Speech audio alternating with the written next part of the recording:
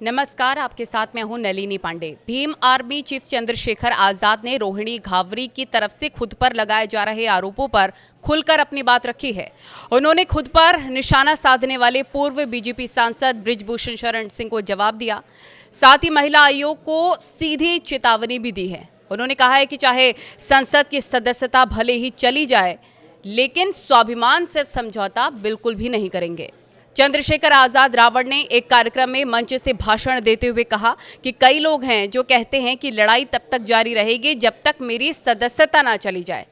कोई महिला आयोग के सदस्य कहती हैं कि जब तक सांसदी नहीं जाएगी चैन से नहीं बैठेंगे। एक अकेले चंद्रशेखर की आवाज संसद में इन सब पर भारी पड़ गई है। उन्होंने कहा कि उन्हें उनकी संसद सदस्यता की चिंता नहीं है, लेकिन स्वाभिमान से समझौता नहीं करूंगा।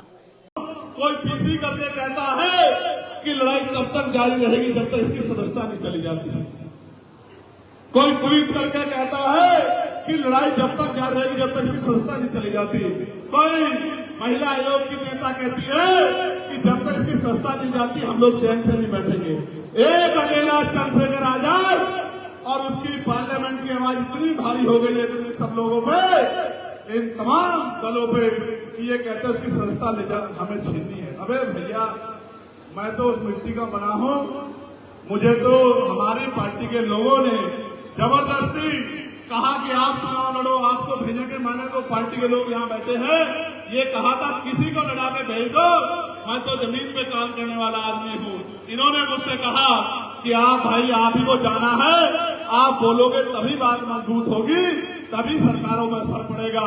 मैं सस्ता की परवाह नहीं करता, ना आज करता ना कभी करता।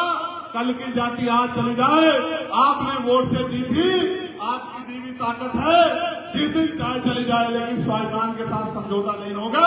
इसलिए मैंने आपसे कहा, मैंने आपको हजरत इमाम हुसैन का जो उदाहरण दिया था वो इसलिए दिया था कि उनके बच्चे कुर्बान हो रहे थे, लेकिन उन्होंने समझौता नहीं किया।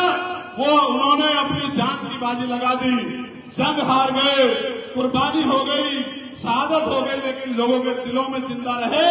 और आज तक यजीद को कोई नाम लेवा नहीं है और हजरत इमाम हुसैन लोगों के दिलों में जिंदा है। मैं यही बात बता रहा हूं, मैं यही बता रहा हूं। मैं सस्ता की परवाह नहीं करता। मैं कहता हूं गवर्नमेंट को, आज मेरी सस्ता छीन लो, मैं जितना ताकतवर जमीन पे हूं, ये 2027 में मेरे लोग बताने का काम करेंगे सस्ता कैसे छीनी जाती है।